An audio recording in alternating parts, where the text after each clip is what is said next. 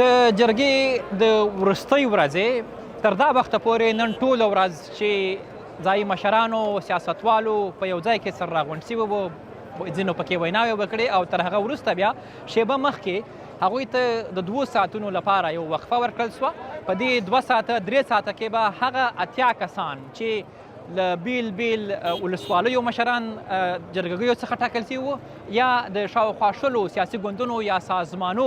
لخوا خپل استازي ټاکل سوي وو، هغوی ټول خپلو خیمو ته یا خپلو جرګګیو ته تللي دي. هلته به سلا مشورې کوي او له خپلو د پښتنو ته ورپېښو ستونزو د حل لارې لپاره به خپل وړاندیزونه بیا هم 2 ساعته 3 ساعته وروسته لویې جرګې ته راوړي چې همهغه کې به بیا متفقه پریکړه کیږي چې د پښتون ژغورنې غورځنګ په خبره دوی به یوه تکړه پریکړه کوي.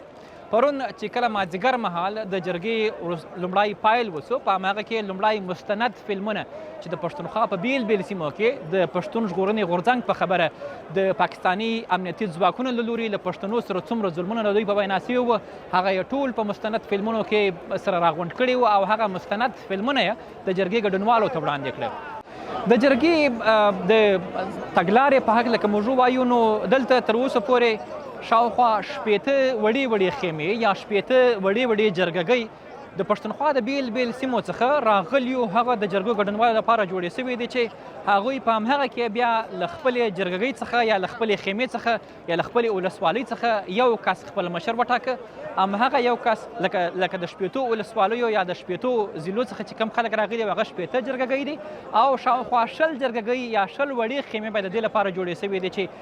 د پښتونخوا بیل بیل سیاسي ګوندونه ورسره بیل بیل سازمانونه د هغوی لپاره دغه وړې 10 جرګګۍ جوړې سوي دي. نو دغه 10 او 80 له خپلو جرګګیو څخه خپل استازي وټاکل. دغه استازي اوس دا مهال چې موږ دغه ریپورټ ثبتوو دوی په خپلو وړو خیمو کې یا په خپلو جرګګیو کې په سلا مشورو باندې بوختي او دوی ته د ورپېښو ستونزو حل لارې به د دغه ټولو وړو جرګګۍ کسان راځي. دغه استازي بیا د غورځنګ په خبره د دغو 80 استازو څخه به لومړی سوګند اخیستل کیږي چې دوی به د دغه په عملي کولو کې د دغه غوښتنو په عملي کولو کې نه ډاریږي، نه به په شا کیږي، نه به خرڅیږي او تر هغه وروسته به بیا د پښتون ژغورنې غورځنګ په خبره چې له ځایي وخت سره سم 8 بجې یا 10 بجې یا هم کېدلی شي تر دې هم وځنډېږي چې بیا به په ګډه باندې د دې جرګې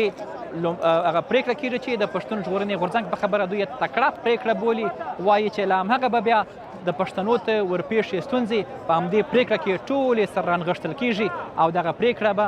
تر ماښامه ماخستانه پورې اعلان شي.